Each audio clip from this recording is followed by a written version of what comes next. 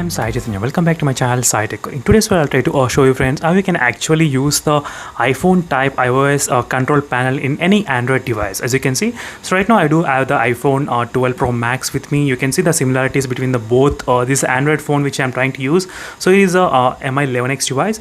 You can see the comparison friends between the both phones. So both look kind of similar. As you can see all the icon and everything design. So in this video, let's explore how you can actually set up this kind of control panel in any Android phone right now. So in case if you're watching first time this channel, make sure to subscribe to my channel friends Sai Tech Guru, and also don't forget to check the links in description for the top applications of the week. So every week, every day I'll try to do one of the application review in my channel. So stay tuned for those videos as well friends. So let's begin this kind of review on this how to get this kind of control panel in any Android device. So first you need to download this application which is called the iOS control panel. As you can see, Control Center iOS 14, so which is a very good and high rated control panel if you compare with the other applications which are available right now in the market. So it's a really good advantage over other applications. So let me need to quickly open the control panel. So once you open this application, so you'll be seeing all this kind of different options. So first thing you need to do is that go into the positions. So try to select which position you are comfortable to use.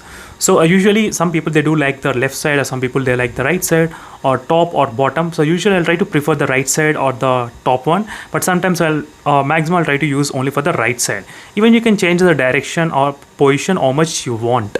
So another thing is that there's a couple of other things which you can do in this phone. For example, even you can change the colors as well. As you can see, you can change the color of this bar how to look, and background as well. So this is a background. So if you want to use the current wallpaper as a background, even you can do that. So let me try to show you friends.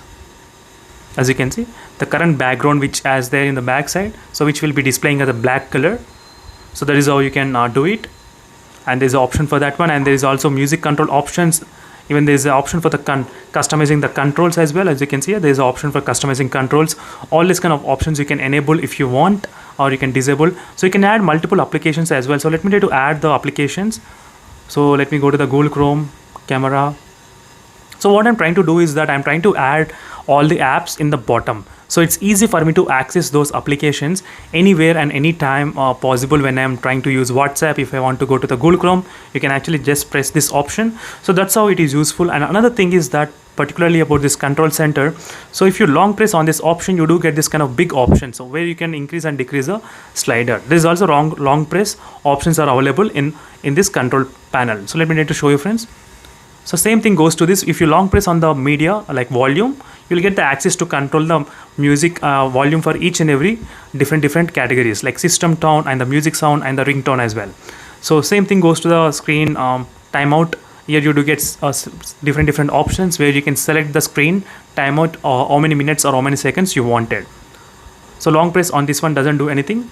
So let me try to quickly long press on the music player will be asking you to choose the music player, what music player you wanted. So Ghana or any other application, it will try to open those applications if you try to select. As you can see friends, so this is how you can do it, and it's really good useful feature which is available right now in this Android market. In case if you are not download this application yet, so make sure to try to download and get this kind of iOS type experience in your Android device. So thank you friends for watching this video, and see you in the next video friends. Until then, bye.